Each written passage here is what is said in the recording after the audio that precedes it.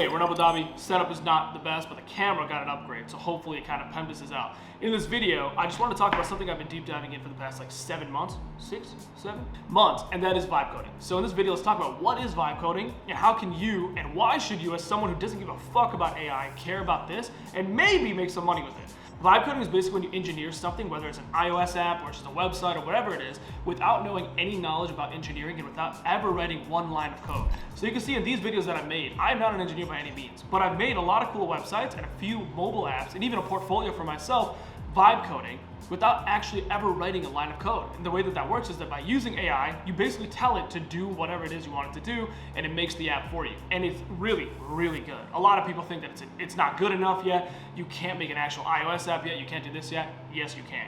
And the way that this works is that you open up an app like Cursor or Replit. I use Replit, and Replit is basically like the ChatGPT of vibe coding stuff. So when you open up ChatGPT, you ask it, what's like the nearest bagel in New York that has a 5-star rating? You'd get an answer.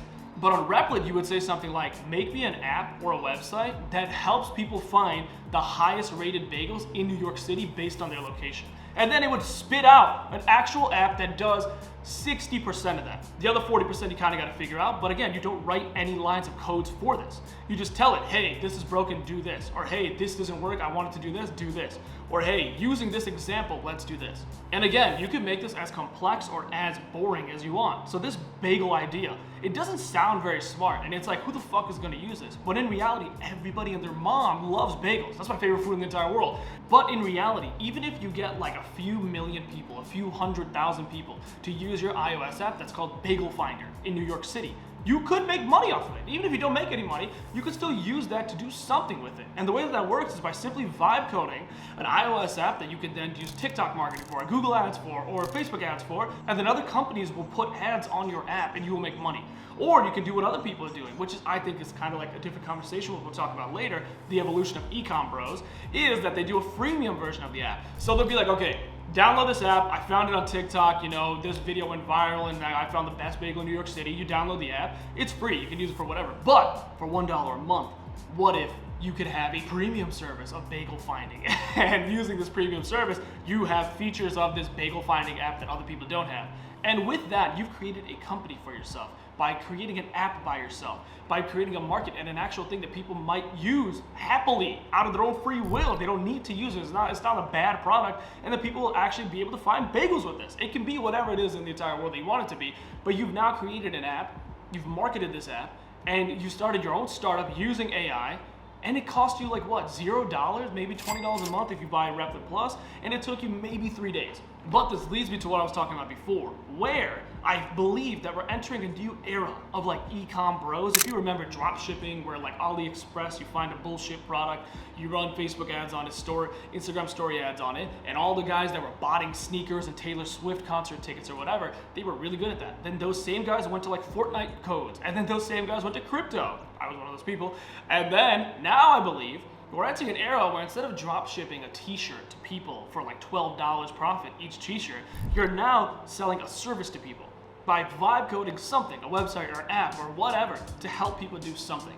So in New York City, this bagel app is actually not a bad idea, because even if a million people in New York City want to know where to get a bagel to the point where they'll download an app for it and then pay $1 a month for it, you can make a lot of money doing that. And it's not in a way that's like dangerous. It's not in a way that's like extracted from people. It's an actual fun, cute little thing that why not? If people want to pay for it, why not? And even if they don't pay for it, you have a successful app that has done something cool that you can add to your resume.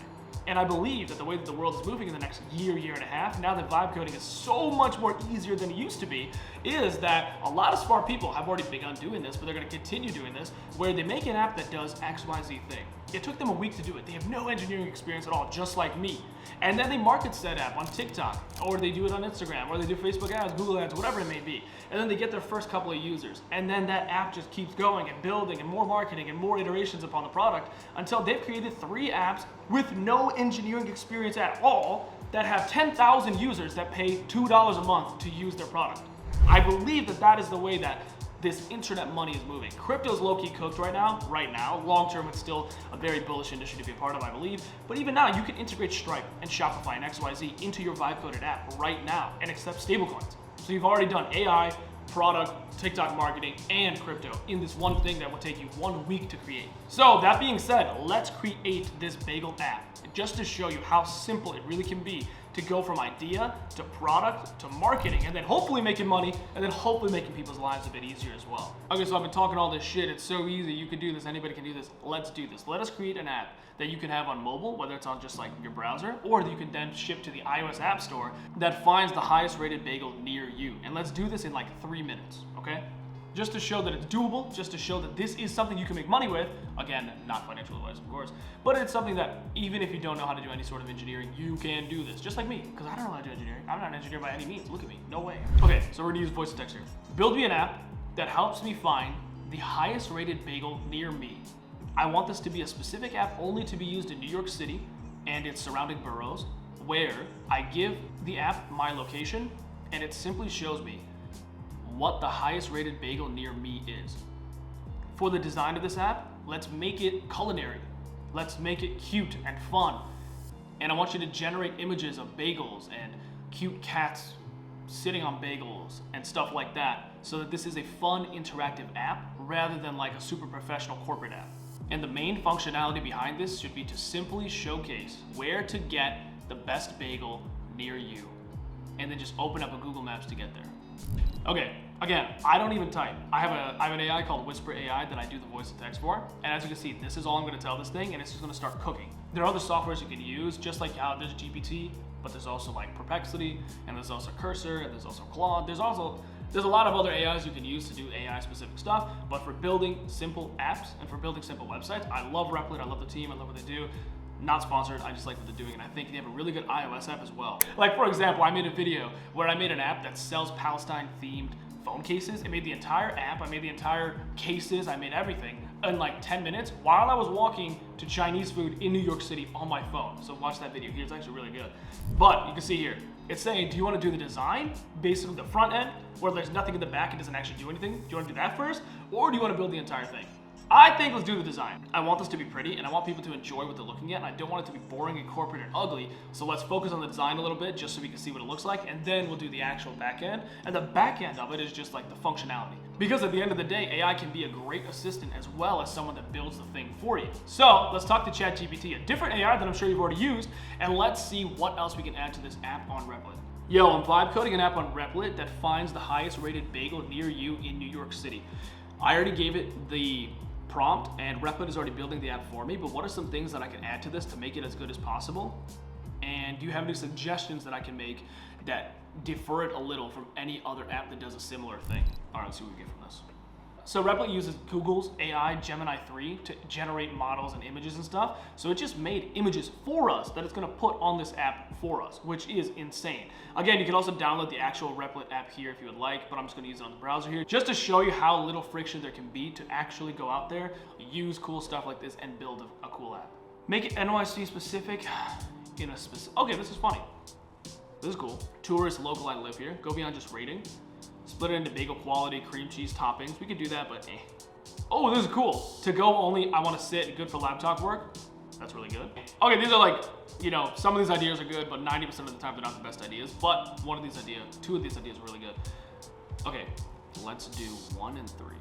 Write me a prompt that I can copy and paste directly into Replit for the ideas you gave for 1 and 3. Remember that you don't have to actually write any of this code, but we're just going to copy and paste your prompt directly into Replit so that they can create and add these sections that you just suggested. Let's let it cook. Again, prompting is a large part of this. So as you can see, I'm very specific in the way that I talk to these people, things, people, they, them, it's, I don't know. Because they can only do as much as you tell them. So if you just tell them, hey, make me an app that does bagels, it's gonna make the most generic app ever using the largest amount of information possible. But since I was very specific with the prompt I gave Replit, where I said it does this, it looks like this, it should function like this, it will use that information to build that app. Because you could, of course, just tell Replit, hey, do this. When in reality, if you tell GPT to write you a prompt that you're gonna feed to Replit, it'll be much more specific like this. As you can see here, I made a mistake. So this shit here that you're writing with like Boolean or whatever, just like don't do that. There's no need to actually write any of this code, like is tourist equal true? No, just write the prompt to feed Replit. He will do the code for us. This is a good prompt, but it's not needed. It's saying basically, you already did this, do this. This is not needed. It'll already know all these things. Like I said, just give me a prompt that adds on these two features. Sometimes you gotta yell at it a little bit. Maybe my prompt wasn't that good. Because the thing with AI is that if it doesn't do what you want it to do, it's a skill issue 100% of the time. Okay, cool. This looks like it's good. Good. Activate mode, tourist, local, I live here mode. Cool. Laptop friendly, blah, blah, blah, blah, blah. Seating only, cash only, halal friendly. Cool. No pork. Okay, cool. So let's copy this. Copy. Okay. And then just paste it in here. So it's still doing the first one. So once it's done with the first one, it'll then do this one. So we'll paste this here. Okay, so it just gave us the preview for the app that's made so far, which is not bad. And as you can see here, I just pasted directly from ChatGPT what I did before. Again, if you watch any of my previous videos about vibe coding, this is the model. You tell GPT with voice to text what you want it to do, you copy and paste the very specific prompt that it created for you directly into Replit, and then Replit does the actual building for you. You could, of course, talk to Replit directly, but sometimes because GPT is a bit more specific and understands how prompting is a bit better than I do, it'll make you a much better prompt. So now it's doing all this prompt shit. It's doing it for us. But let's explore this website here. Oh, so this is an app only. So let's go through this app and let's see what it looks like so far. As you can see, it built something that isn't pretty, and it'll need a lot more fixes before it's actually pretty, but let's see how this works. So when I press this enable location, it works. We just gave it our location. Oh, right. Wow, it actually worked too good. I'm in Abu Dhabi right now, so it's actually working way too well. Okay, let's fix that. For this testing period, let's allow the app to work anywhere on the planet, not just New York City. Right now I'm in Abu Dhabi and I want to test the features of the data location thing. So let's expand the app for now to work outside of New York. It's actually pretty funny. It was so good that I didn't think it through. And it did exactly what we wanted it to do, but like too well, which is funny. But now I just gave it another prompt. And here I could have fed this to GPT and then told it to give me a better prompt to do this, but I don't think for this small thing we necessarily need to do that. And it's added it to the queue, meaning after this whole thing is done, the previous prompt we gave it, it'll then do this one. Okay, so like 2 minutes later, we now have an actual moving, working app that isn't disgusting. So you can see here, if you're a tourist, press this. If you live here, press this. If you're local, press this. If you're looking for laptop friendly, to go only, I want to sit, etc., you can press all of these things. And the best part about it is that it's not ugly. This isn't the most ugly app you've ever seen in your life, right? So you can press, I want to sit. Okay, then go to Utopia Bagels. Or here are 4 other places that you can go to. When you press directions on your phone, it'll open directly the directions to that place. Not just that, it has all these different ratings and information about it. So seating is available here. It can get busy, halal friendly, vegan options, etc. Utopia Bagels. I've actually been there. Utopia Bagels is fire. So that's actually a really good idea. We have Bagels Oasis, Regal Park Bagels, Bo's Bagels, etc. Let's say if you're a tourist, you should go here. Maybe these are tourist-heavy locations, who knows? Or let's say you do live here. Or let's say you live here, blah, blah, blah. And now let's see if these actually work. Let's say there's no pork. So just to kind of make sure this works, let's say it's kosher and cash only. Okay, so there's no matches for that. That kind of makes sense. Like New York City, nothing is cash only. Let's say low line, kosher and low line. It looks like Regal Park follows that. Or Kassar's Bagels and Bialys. That might follow that as well. And again, this was done in, as you've seen here, 3 minutes. You could do so much more to this to make it so much more pretty. You can generate more images, videos, whatever you need to do to make this as sellable as possible or just as cute as possible. Then you run TikTok marketing on it. And then you could add a freemium version where like for $2 a month, you can have even more information shown here. But we just one-shotted an entire iOS app that you can now do whatever you want with in 3 minutes. And even if you don't do anything to make this any better, you could ship this. It'll have 0 users, you won't make any money, but you successfully created an iOS app that you can actually ship to someone and sell and use for an actual purpose. Regal Park Bagels. You know that? Yeah. The app works then. So Rida is my wife is literally from New York, she's saying she's been to Regal Park Bagels. I was about to say, I heard Regal Park Bagels are around. Hey, yeah, native New Yorker has just confirmed that this app works. So it is doable, it takes 5 minutes to do the bare minimum. And now you could take a couple hours, couple days, whatever you want. It's up to you how much more you want to do to this and then make it actually sellable. So I hope this video helps. Again, this is just vibe coding 101. What is it? How do I get involved? Why is it maybe the future of ecom bros? Why is it something, even if you don't care about AI, you should get involved into? There's so many things you can use this for personal reasons. Even if you don't care about selling and making money and being an ecom bro and iOS and engineering, no, it doesn't matter. You can make an app that helps you study. You can make an app that helps you keep track of your habits. You can make an app that helps you become a better religious person, whatever it may be. In your own personal life, you can do whatever you want to do. We went with the money route. In the future, I'll make a lot of videos and stuff that you don't need to make money with. Let's say this bagel app, you're not interested in making money. You can just ship this to the iOS store and people will just use it to find bagels. You never know. You can do whatever you want. There's an app out there that marks where you pooped. I'm not joking. Every time you take a shit somewhere, you mark it on this app, and that app has 7 million downloads. You can do whatever you want. So don't be afraid of new technologies. Don't be afraid of this AI vibe coding words. It's all a bunch of buzzwords that a bunch of like cringy people say a lot of, but it's actually really fun stuff. If you're a business guy, an entrepreneur vibe, you want to make some money, and you're looking into some stuff, this is a great realm to look into. It's a lot of fun. It's very easy to get into. As you can see here, you do not need to understand engineering at all to do this. Even if you don't care about the money aspect, it's very, very fun. Look into it, build an app, see if it's for you. If it's not, don't worry about it, look into something else.